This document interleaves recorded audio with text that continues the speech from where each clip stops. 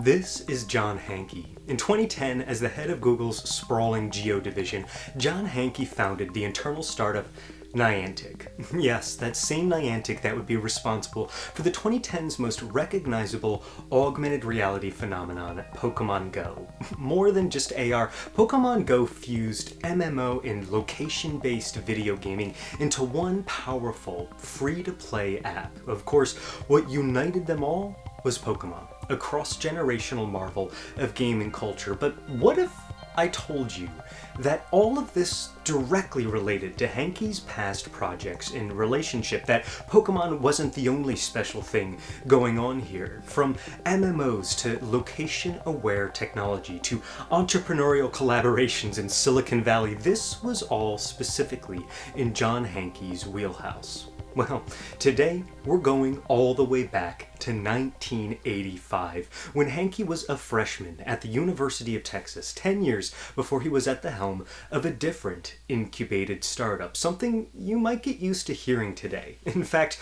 we'll be jumping through 4 different decades, from the 1980s foundational pursuits in, believe it or not, US foreign policy, to the 1990s, when Hanke and classmate Steve Sellers launched what many consider to be the world's first MMORPG as a part of their startup, Archetype Interactive. Then to the 2000s, when Hanke and a different college colleague, Bill Kilday, were responsible for a remarkably influential geo startup, Keyhole. Finally, we'll end up in the 2010s, home of Pokémon Go, as part of the final in a trifecta of startups, Niantic Labs. It's time for a special episode of Internet Eras, this time all about how a single internet pioneer went from growing up in a small town in Texas to incontrovertibly paving the way for an unforgettable nexus of Texas. Well, anyway, let's begin. Part 1. The world's first MMORPG.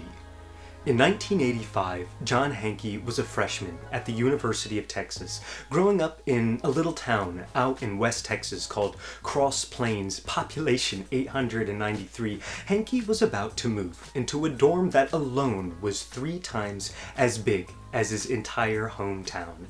As recalled by Bill Kilday, his close friend and business peer, in Kilday's detailed book, Never Lost Again, the Google mapping revolution that sparked new industries and augmented our reality, John and I had been friends for 15 years, having met the Sunday before our first day of classes, our freshman year at the University of Texas in 1985. I was assigned a room in Jester Residence Hall. The residential hall occupied a full city block. At the time, it was the largest dormitory in North America, with 3,200 students, and had its own zip code. As told through the pages of this narrative, story-rich book, Hanke's and Kilday's fated meeting would happen hilariously because they both signed a sheet outside that dorm RA's door. And what did they sign up for this Sunday before the first day of classes? To have a dinner with a group of girls from Kinsolving, the all-female dorm on the other side of campus. The kind of thing Kilday explained that only undergrads with nowhere else to eat signed up for such an outing. Well, not only that, it was essentially adding your name to a list of what could be entitled List of Students with No Money or Friends. As the time for the dinner came round, the crew of social outsiders across the dorm came together and started their walk to Kinsolving. Among them was a kid from down the hall who Kilday had specifically recruited. He was this quiet, serious kid who lived 8 doors down from my room and whom I hadn't quite figured out yet. Maybe a West Texas version of Charlie Sheen. He was the only student on our hall with his own computer. As the group trotted from UT to Kinsolving, Kilday and Hanke found themselves shoulder to shoulder, talking about their plans for college. It just so happened that they were both bound for the prestigious Plan 2 major, which was apparently a cut above It was common knowledge that many of these students could have gone to Princeton, Harvard, or Stanford, but had decided on the unique interdisciplinary program of UT's Plan 2. When Killday figured this out, he concluded, I had obviously underestimated this guy. By the end of their first semester, the two had become close friends. From his high school years as valedictorian, coding shareware games and selling them through personal computer magazines, to 80s-era road trips, unfolding gas station maps on the hood of his car, Hanky was a determined, tenacious teenager. His path would only become more unpredictable and wide-reaching as the years went on.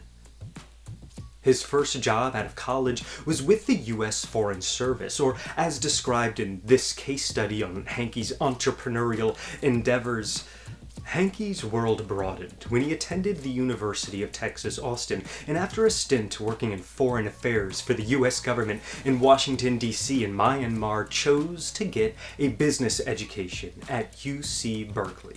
While in D.C., he would meet his future wife, Holly, who also worked at the State Department and who would join him in Myanmar before they inevitably settled down in California and eventually, as we'll find out a little later, Silicon Valley.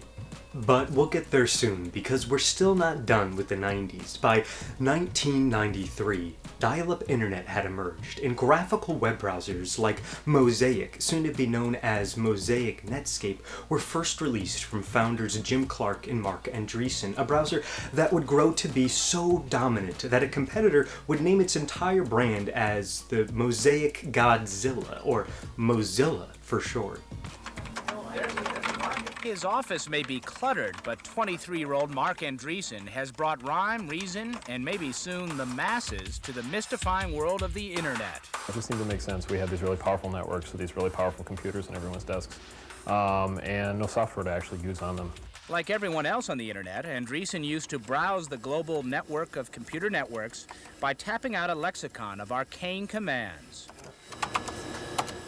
Andreessen turned the commands and the endless lines of text into this, a point-and-click tool for navigating the World Wide Web, which seamlessly links computers all over the world. Hanky and Killday took a California road trip that summer, bonding over their shared affinity for the then niche tech magazine Wired and the veritable dot-com boom they were witnessing.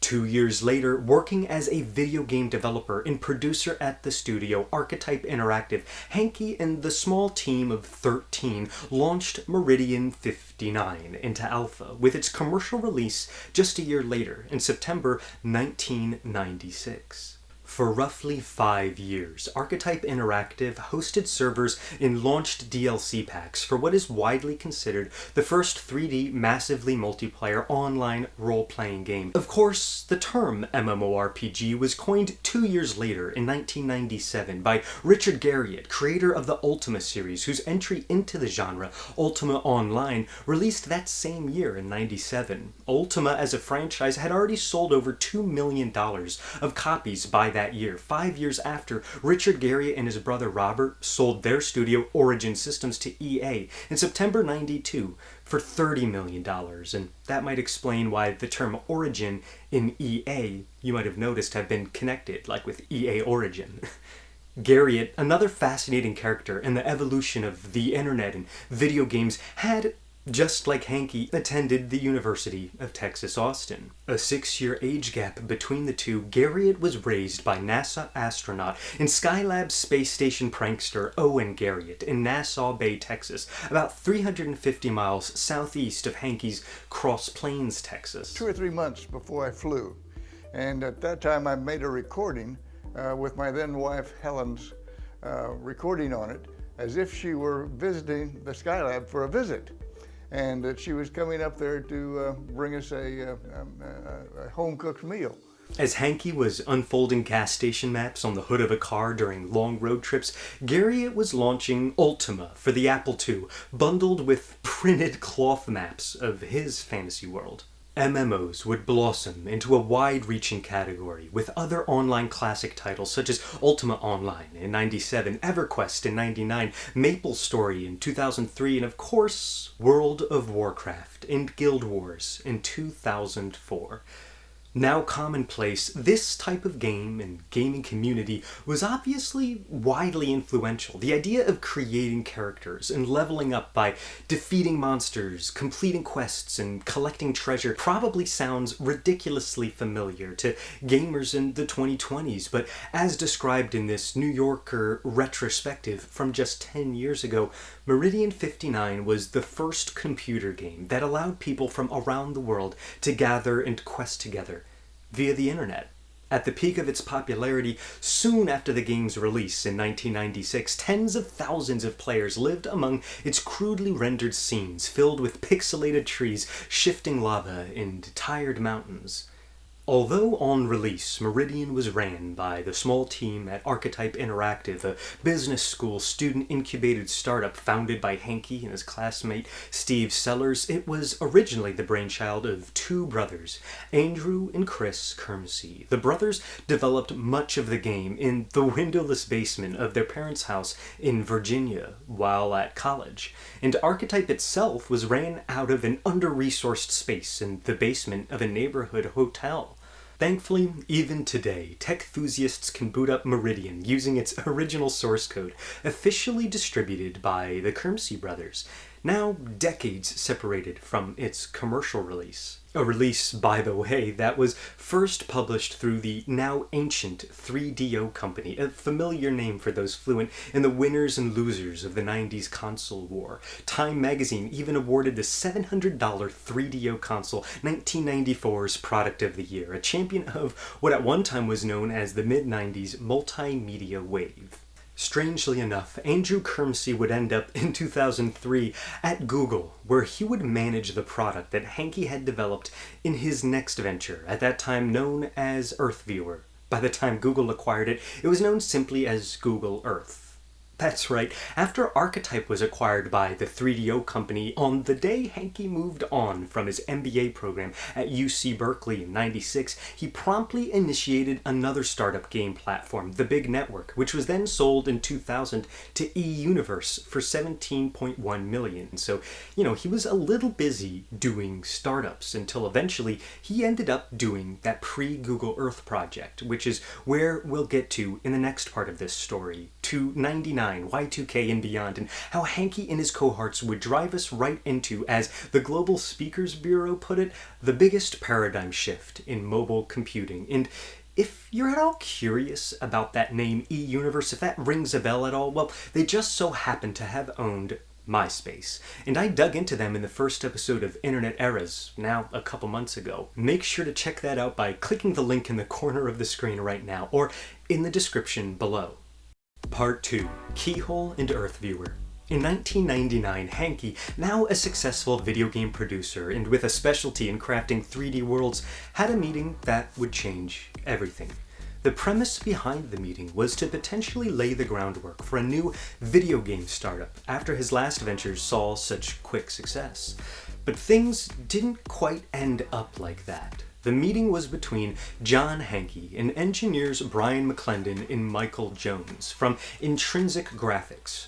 Intrinsic Graphics was founded by previous members of Silicon Graphics, McClendon, Jones, and two other engineers, Chris Tanner and Rémi Arnaud, who would recruit even more talent from SGI with the goal of bringing the expensive, restrictive world of high-end 3D graphics to the average desktop computer. At the time, Silicon Graphics Inc. was a powerhouse in the world of CGI. Founded in 1982 after Jim Clark left as associate professor of electrical engineering at Stanford, by 1988, SGI's revenue was reportedly $153 million. Adjusted for inflation today, that would be closer to $400 million. Jim Clark might ring a bell. That's the same Jim Clark that would go on to found Mosaic Netscape. From Twister to 2000's Lord of the Rings, from Hollywood to gaming, the use of SGI's products became almost synonymous with CGI itself. As described in this fantastic history of the company by TechSpot, at its peak in the 1990s, Silicon Graphics had legendary status among 3D and graphic designers. The legacy of Silicon Graphics can be seen in the Nintendo 64, which they helped develop, in several Hollywood movies, including Jurassic Park, Twister, Congo, Toy Story, and many others, but let's not get ahead of ourselves.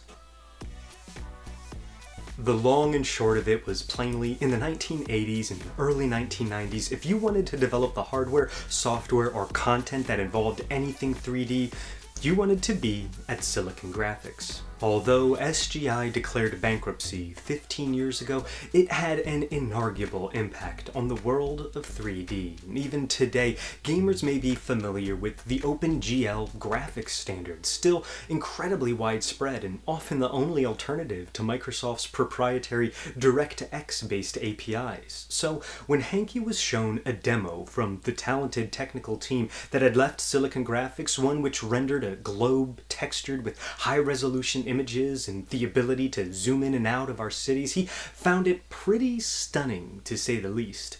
The demo was called CT Fly, and before Hanky had seen it, Intrinsic had been showing it off at trade shows. The problem, once people saw the demo, they got wrapped up in traveling and touring the virtual world rather than Intrinsic's software. After hearing about this, Intrinsic's board of directors declared CT Fly an expensive distraction and gave the team an order. It's cool, but stop working on it. But Intrinsic's McClendon and Jones couldn't let it go and asked if they could spin the technology out and raise money to license out the core technology to a new company.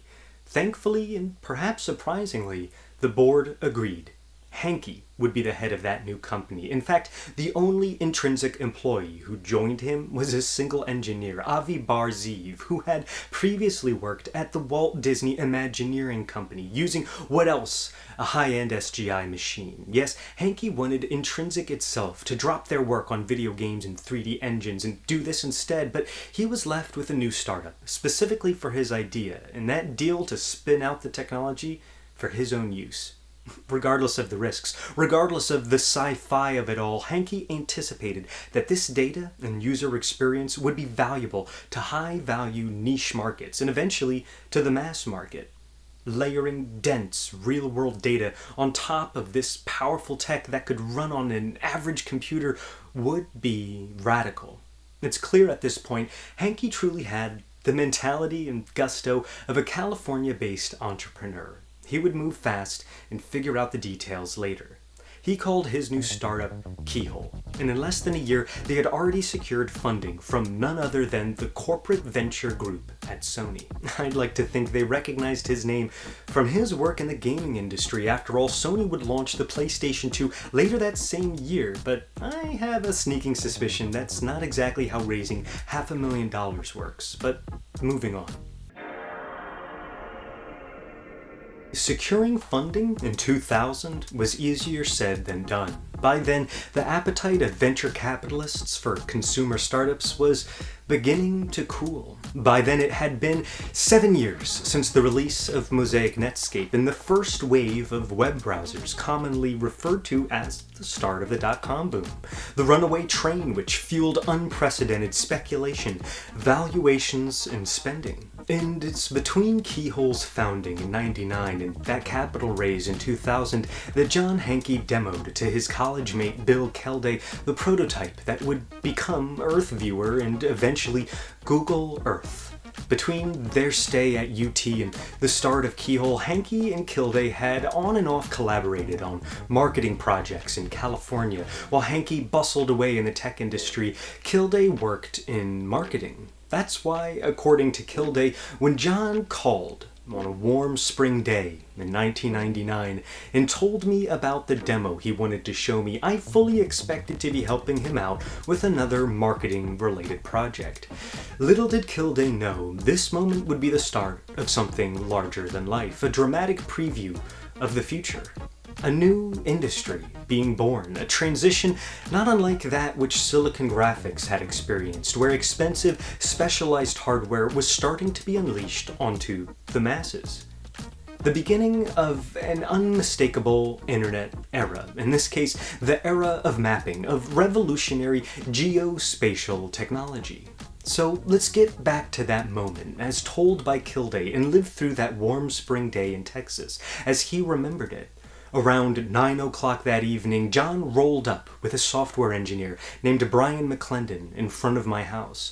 John now sported a buzz cut rather than his former swoop of brown hair, and he wore the standard uniform of the young Silicon Valley startup CEO, a blue blazer, t-shirt, jeans, and a messenger bag slung over his shoulder. Brian was barefoot and wore bright yellow cargo shorts. Together, they carefully lugged in a huge Dell PowerEdge server, packaged in a Pelican brand hard protective case, normally reserved for expensive camera equipment. It was clear that the prospects of their startup company resided within its confines. Soon, John connected the server to a monitor, and it was heating up in my spare room. "Okay, come on in," John said. "There's a good chance it'll crash, but I want to try to show you something." John was ready, his face filled with excitement. The keyboard rested on his lap, with the giant server humming loudly next to him. On the screen floated a perfectly detailed rendition of planet Earth. "Oh," I thought, "there's that photo. You know the one. It was on the cover of every single junior high science book, known simply as the Blue Marble." This classic image was captured on December 7th, 1972 by Apollo 17. "What's your address again?" John asked. "It's 465 Joe Sayers, Austin, Texas," I said as he typed. "Well, that's curious," I thought. "The photo on the screen, it's moving. Wait, how is this thing zooming in? What the hell is happening here?" These thoughts raced through my head during the 15 seconds that we zoomed from outer space down to what was clearly my house. "Holy shit," I exclaimed. "Pretty amazing, isn't it?" John said. John flew over and into the Grand Canyon and tilted the viewing angle to show the 3D terrain, rotating around and piloting over the south rim down into the canyon like a bird in flight. I put my hand on John's shoulder. My knees almost buckled. I couldn't believe what I was seeing. "What's the name of the company?" I asked. "Keyhole," John said. Hanky and his team of game designers and 3D graphics wizards had built something real that was certainly inspired and referential to the sci-fi and cinematic touchstones of the second half of the 20th century, from Charles and Ray Eames' 1977 short film Powers of 10 and its intense effect of zooming from a couple having a picnic to outer space in a matter of seconds, to Neil Stephenson's 1992 novel Snow Crash with its fictional Earth program created by the Central Intelligence Corporation, which contained a perfectly detailed rendering of planet Earth, to Al Gore's 1998 conference talk on the topic of a 3D digital Earth where all the world's citizens could interact with a spinning virtual globe, and even to Silicon Graphics' proof of concept demo called Space to Face, which of course required the $2 million SGI hardware. Now, Keyhole could be responsible for a map with its DNA rooted in video games, but one that would also be faster than any digital map before it, and most importantly, a map that was as accessible as the internet itself.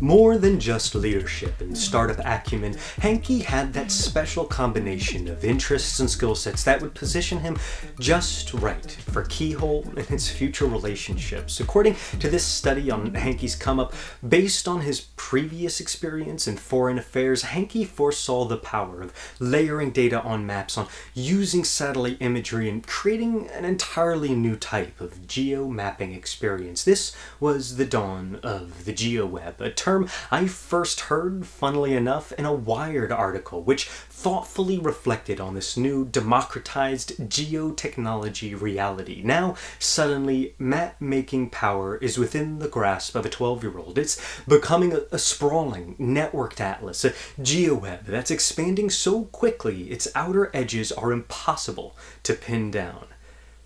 In this article, Hanky himself admits that what was needed to make this happen was not necessarily cutting-edge software. What it took was a platform, a way to make the tools usable by the world, or as he put it, what it took was a substrate, the satellite imagery of Earth in an accessible form, and a simple authoring language for people to create and share stuff. Once that software existed, the urge to describe and annotate just took off. In retrospect, this intuitively makes sense. Digital maps had been a thing even a decade before Keyhole. Xerox PARC, famous for popularizing the idea of the computer mouse and infinitesimal other consumer tech inventions, had launched its first online mapping application a year before Mosaic Netscape in the early 90s. But it was Keyhole and its transformation into the world of Google that really shook things up in the mainstream. Yes, somehow, as you pull on the threads of all these stories, every little thing starts feeling connected in some way or another. Who knew I'd be saying the phrase Mosaic Netscape so many times in a story really just tracing the history of Pokemon Go's founder? Anyway, quickly EarthViewer became a cult hit, a sensation Hanky was surely familiar with already, and to cater to this, Keyhole developed a still widely used and important format for capturing geospatial data, the KML, or Keyhole Markup Language. KMLs were quite a useful, in itself a democratizing format, if you couldn't guess. It let anyone annotate maps, not only with their own place markers, but also with lines, icons, and three-dimensional shapes. Users could save their annotations as KML files, which then anyone could open as a layer in EarthViewer. It's hard to believe that even today, 20 years later, there's actually a huge, wide adoption of this tech. I mean, it really did become the industry standard.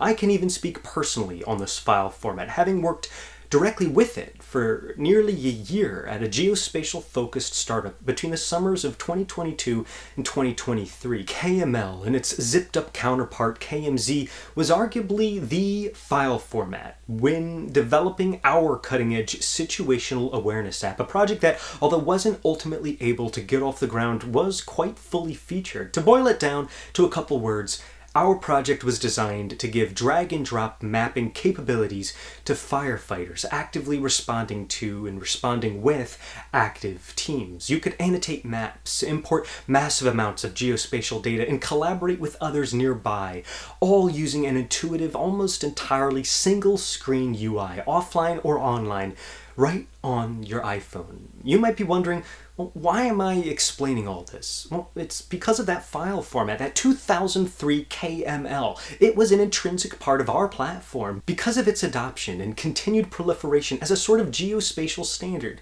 Beyond KML, we only really needed to add support for one other major format, GeoPDF, which, as it sounds, is a literal map captured in a PDF file, whereas KMLs usually included just the annotation data, and KMZs could bundle up other assets alongside it. GeoPDFs wrapped up the map imagery and geospatial data all in one into these big files, and as you could imagine, they were quite a bit trickier and heavier to work with.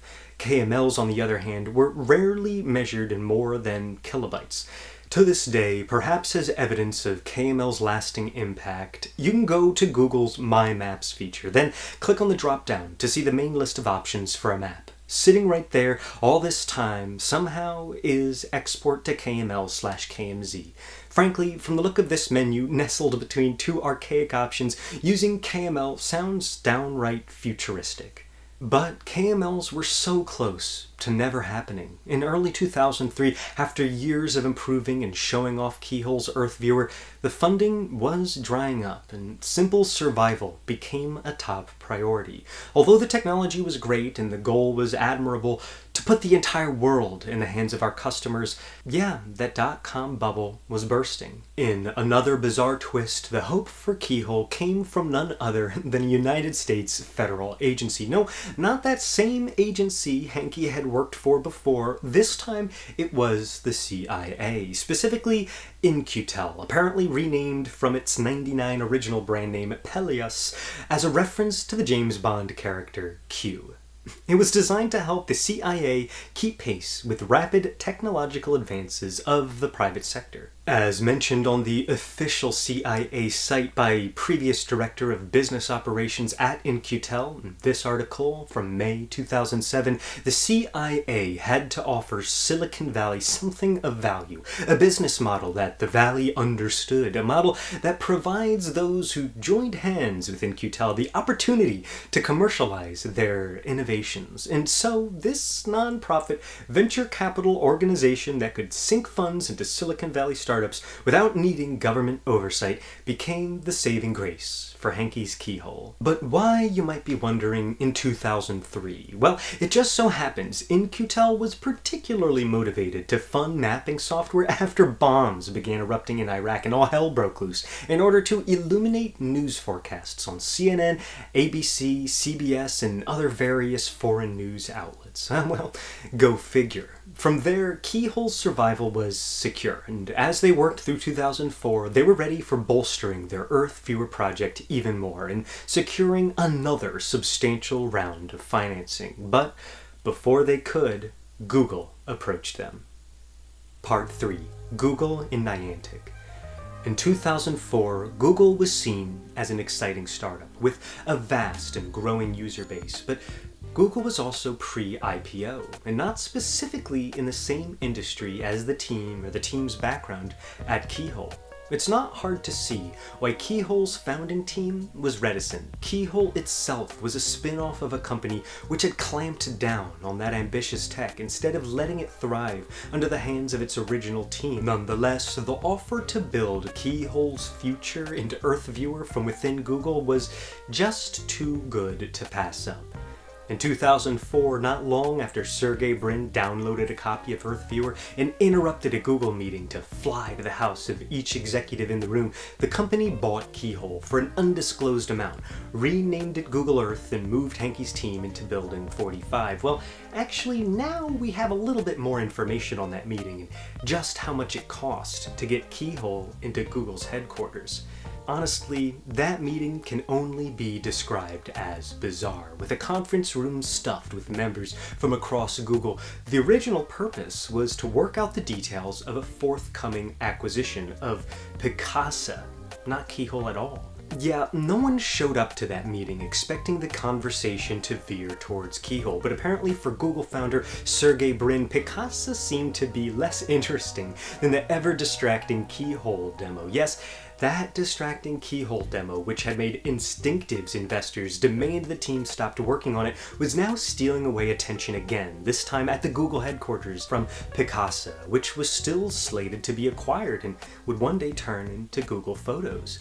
But in the glass-walled conference room, Brin made his way to the corner where he was inexplicably allowed to keep a stepper exercise machine to keep himself occupied. While working away at the machine, the rest of the room discussed the in and outs of Picasa, and when the subject of the acquisition itself was raised, Brin piped up, "I think we should acquire Keyhole."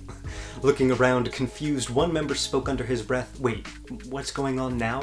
Another responded, "Sergey, we can acquire both of them." And so they did. $35 million in stock later, Hankey was now a part of Google and would rise to the vice president of product management for the Google Geo division. Google CEO Eric Schmidt didn't hear about it until later. Apparently, the same happened with Android, as he spoke about in an interview in 2009. "One day, Larry and Sergey bought Android, and I didn't even notice. Think about the strategic opportunities that has created. Sergey found Google Earth one day while he was surfing on the web, and then he walked into my office and told me that he bought them. And I said, 'For how much, Sergey?' And it turned out to be a few million. For the EarthViewer community, this made the product a whole lot more accessible.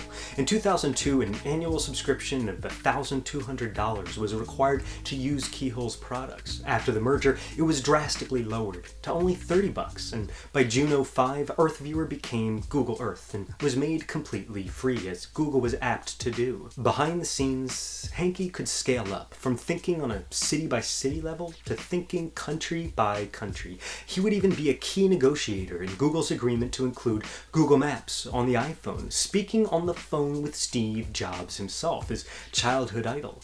He would oversee new geo products that were brewing up at Google, including Street View, SketchUp, and Panoramio. After 6 years of powerful geo leadership, Henke was given control to launch a new startup from within the ranks at Google, rather than launching it on his own. A Google-incubated startup that he could run with many of his original Keyhole team.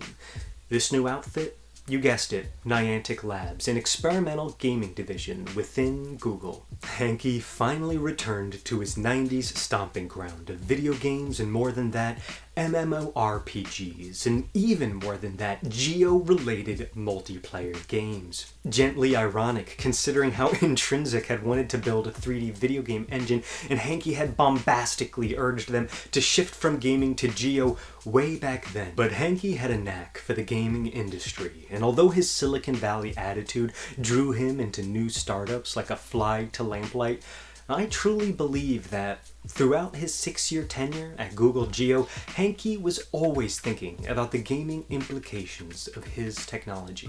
What do you know, a Google gaming crossover that wasn't dead out of the gate? Well, actually, that's only partially true. Hear me out, Niantic actually started with a relative flop. It was called a field trip. Henke admits that it came from the high school librarian side of me. The core gameplay loop involved cataloging historical and cultural sites of interest and alerting users anytime they drove or walked near one. Yes, it would still be a core building block for Niantic's next games, but I think it's obvious why Henke would agree it didn't really have that virality. Perhaps rekindling his childhood spirits, especially as a father himself, Henke had a dream of a viral, addictive game that helps kids get outside and appreciate their physical and cultural surroundings. It would take until their third project to really get there. Either way, Niantic's second launch, an augmented reality, location-based multiplayer game called Ingress, well, that was a hit. Its goal was to not only capitalize on virality, but to create a compelling outdoor experience. You lure people into the auspices of this sci-fi game, but you show up with your kids and, oh look, there's a historical marker there. Originally called Battle for San Francisco, Henke had coded up a prototype himself and started to have fun with it, making raids on each other's territories in the San Francisco area. In 2013, Ingress was publicly released, and within a year already garnered 1 million players, and by 2015 had reached 7 million. It was supposed to be a launch title for Google Glass of all things, but that's a story for another day. If all goes well, I'll actually be diving into AR completely in next week's video, or well, maybe 2 or 3 weeks. But anyway, as you may have guessed, Ingress would include plenty of the fundamentals and infrastructure that would eventually turn into Niantic's unbelievable success, the one you've already heard about, Pokémon Go.